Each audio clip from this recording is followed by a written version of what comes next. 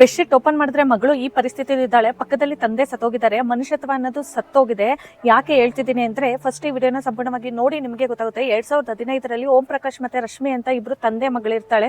ಓಂ ಪ್ರಕಾಶ್ ಅವರು railway department ಅಲ್ಲಿ work ಮಾಡ್ತಾ ಇರ್ತಾರೆ. 2015ರಲ್ಲಿ ಅವರಿಗೆ ರಿಟೈರ್ಡ್ ಆಗುತ್ತೆ. ರಿಟೈರ್ಡ್ ಆಗೋಕ್ಕೂ ಮುಂಚೆ ಅವರ ಹೆಂಡತಿ ಸತ್ತೋಗ್ತಾರೆ. ಸೊ ಓಂ ಪ್ರಕಾಶ್ ಮತ್ತೆ ಮಗಳು ಇಬ್ಬರೇ ಮನೇಲಿ ಇರ್ತಾಳೆ. ಮಗಳು ಸ್ವಲ್ಪ ಮಾನಸಿಕ ಪರಿಸ್ಥಿತಿ ಸರಿ ಇಲ್ದಲೇ ಇರೋ ಕಾರಣ ಮನೆ ಕೆಲಸಕ್ಕೆ ಅಂತ ರಾಮಾದೇವಿ ಅವರನ್ನ ಹೈಯರ್ ಮಾಡಿ ಇಟ್ಕೊಂಡಿರ್ತಾರೆ. ಆ ರಾಮಾದೇವಿ ಅವಳು 5 ವರ್ಷ ಅಂದ್ರೆ 2015ರಿಂದ 2020ರವರೆಗೂ ತುಂಬಾ ಚೆನ್ನಾಗಿ ನೋಡ್ಕೊಳ್ತಾ ಇರ್ತಾಳೆ. 2020ರಲ್ಲಿ ಯಾವಾಗ ಓಂ ಪ್ರಕಾಶ್ ಅವ್ರ ಹತ್ರ ಹಣ ತುಂಬಾ ಜಾಸ್ತಿ ಇದೆ, ಬ್ಯಾಂಕ್ ಅಲ್ಲಿ ತುಂಬಾ ಜಾಸ್ತಿ ಇದೆ, ಪ್ರಾಪರ್ಟಿ ಎಲ್ಲ ತುಂಬಾ ಜಾಸ್ತಿ ಇದೆ ಅಂತ ಯಾವಾಗ ರಾಮಾದೇವಿ ಅಂದ್ರೆ ಮನೆ ಕೆಲಸದವಳಿಗೆ ಗೊತ್ತಾಗುತ್ತೆ, ಆವಾಗ ಅವಳು ಏನ್ ಮಾಡ್ತಾಳೆ ಅಂದ್ರೆ ಮನೇಲಿ ಇರುವಂತ ಬೇಸ್ಮೆಂಟ್ಗೆ ಓಂ ಪ್ರಕಾಶ್ ಮತ್ತೆ ಅವಳ ಮಗಳನ್ನ ಇಬ್ರು ಕೂಡಾಕ್ತಾಳೆ. ಸತತವಾಗಿ 5 ವರ್ಷಗಳ ಕಾಲ ಅಲ್ಲಿ ಕೂಡಕ್ಕಿರ್ತಾರೆ. 3 ದಿನಕ್ಕೆ 1 ಬಾರಿ ಮಾತ್ರ ಊಟನ ಕೊಡ್ತಾ ಇರ್ತಾರೆ.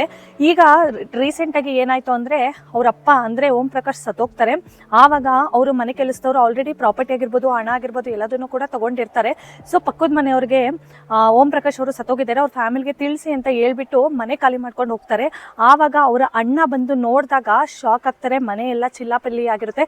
ಸೊ ವಿಡಿಯೋ ಮಾಡ್ಕೊಳ್ತಾರೆ. ಬೆಡ್ಶೀಟ್ ತೆಗೆದ್ರೆ ಇಲ್ಲಿ ಮಗಳು ಓಂ ಪ್ರಕಾಶ್ ಅವರ ಮಗಳು ಈ ಪರಿಸ್ಥಿತಿಯಲ್ಲಿ ಮಲಗಿದ್ದಾಳೆ.